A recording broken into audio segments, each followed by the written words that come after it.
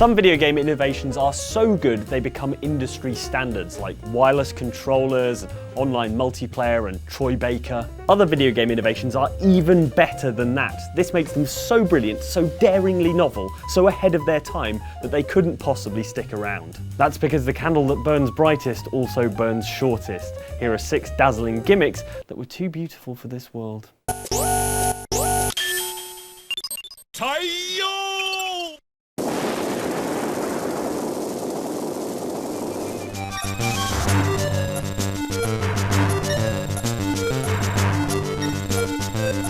Fallout 4 will be great, yes, but will it have a gun powered by the actual sun? No. I mean, probably not. Game Boy Advance game Boktai did, back in 2003. Boktai's translucent cartridge had a photometric light sensor on it that detected UV rays, while Boktai's Vampire Hunter Hero had a solar gun that had to be charged with the awesome power of sunshine. And not like in-game sunshine, but actual real EM radiation brought about by helium nuclei fusing in the centre of the Earth's closest star, aka the real goddamn sun.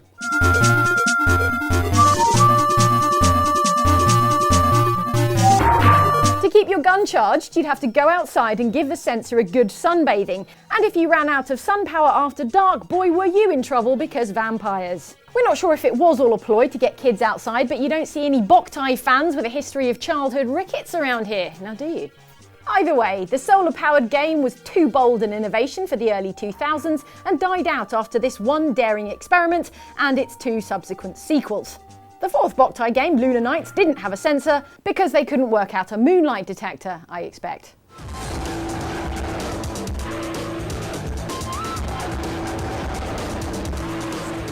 The year was 1999, the new millennium was looming. We didn't know what was going to happen. The developers at Polyphony Digital didn't know what was going to happen. But still, they thought, innovating bravely, what the hell, let's do a scratch-and-sniff disc. Burdened with the knowledge that the Y2K bug might destroy all technology and send humanity back into an age of rudimentary stone tools, the makers of Gran Turismo 2 shipped their game on a set of 2 discs, one of which you could scratch and then it would smell like petrol and burnt rubber.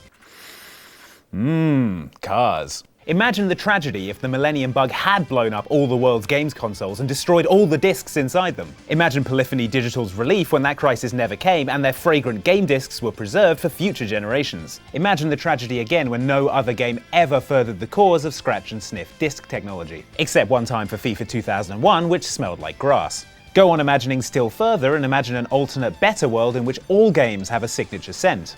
Goat Simulator would smell of goats, Assassin's Creed Black Flag would smell of sea breeze, Final Fantasy 15 would smell of hair product. Oh, and what's this? Aliens Colonial Marines?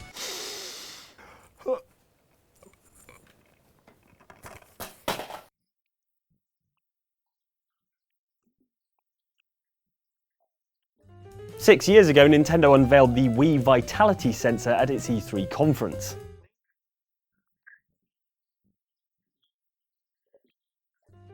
It was conceived as a kind of electronic finger trap that would measure your pulse to tell how fast your heart was beating and generally how chillaxed you were. Now you're thinking, that's not a stroke of technological genius, Mike, that's a Nintendo finger puppet. But heartbeat tracking, cleverly married to a modern horror experience like PT, could be the horror game innovation that finally kills someone with sheer terror, at last.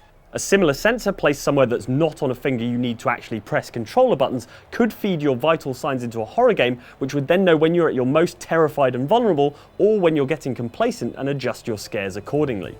But it wasn't meant to be. The Vitality Sensor was a no-show at the following E3 in 2010, although Ubisoft did unveil a very similar widget. All right. With the energy sensor right here. Right. It tracks all of your body signals. Okay. And please hand your finger. Thank God it's my finger. Yes. Okay. It was a joke about his penis. Both Energy Sensor and Vitality Sensor sank without trace. Apparently Nintendo discovered that the Vitality Sensor only worked on 9 out of 10 people. Or did they discover it was the perfect detector for lifelike cyborgs who have infiltrated humanity and now account for 1 in 10 people? Whether or not it was killed by cyborg conspiracy, the WII Vitality Sensor was declared cancelled by Satoru Iwata, or a lifelike robot that exactly resembles him, in 2013. It sadly left devices such as the inferior heartbeat sensing gun for Cabela's Dangerous Hunts 2013 to feebly take up the mantle of pulse tracking game tech. The gun is called Top Shot Fearmaster, which coincidentally is the name of my fighter pilot alter ego.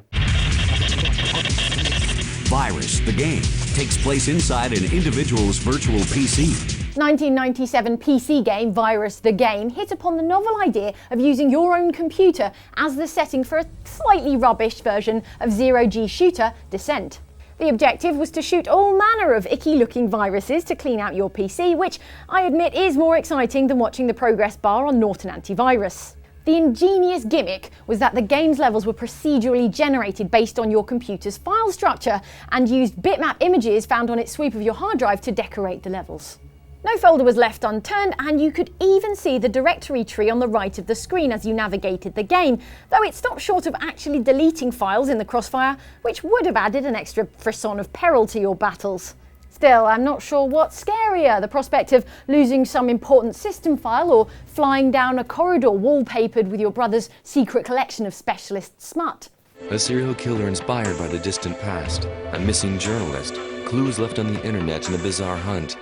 In Memoriam has all the ingredients of a gripping thriller. 2003 PC game In Memoriam, later released in the States as Missing Since January, initially seems like a standard puzzle game based on a murder investigation. Journalist Jack Lawsky and his companion Karen Gidgman have gone missing while researching a series of strange murders, and it's up to you to work out what happened. So far, so police procedural FMV game. That is until the first time In Memoriam goes all ARG and asks you to look up clues on the internet. That's the real internet, you know, the one that contains the sum of all human knowledge about kittens falling over.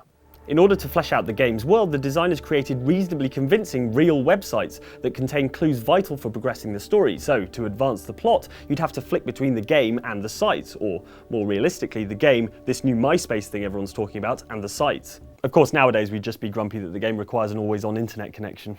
The coolest and creepiest thing In Memoriam did, though, was send you real emails from the characters as the story progressed, including missives from mysterious serial killer the Phoenix, which is going to look awfully incriminating if you ever do get caught up in a real murder case. Sadly, In Memoriam's unique mechanic no longer works properly, killed not with an axe to the skull, but by the dreaded failure to renew the domain names.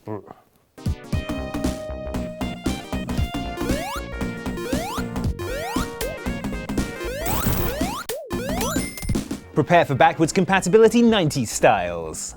1994 Mega Drive and Genesis game Sonic and Knuckles featured lock-on technology, which somehow isn't the console releasing a barrage of SNES-seeking missiles. Instead, lock-on technology meant you could plug your Sonic the Hedgehog 3 cartridge into the top of the Sonic and Knuckles cartridge to create a sort of tower of video game. The console saw the whole wobbly edifice as a single 34MB cartridge, which was monstrously huge in those days, and allowed you to play through all the Sonic 3 levels as Knuckles the Echidna. That's not even the gimmick part. The really amazing thing is that you could plug in your old Sonic the Hedgehog 2 cartridge, a game probably conceived before Sega even knew what an Echidna was. The result was you could climb, smash, and glide your way through the levels of officially the best Sonic game, no arguments. Remember when Sonic games were worth playing?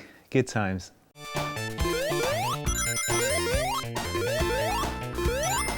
So those were 6 beautiful and unique snowflakes of a gimmick that sadly melted on the tongue of video game design, or something.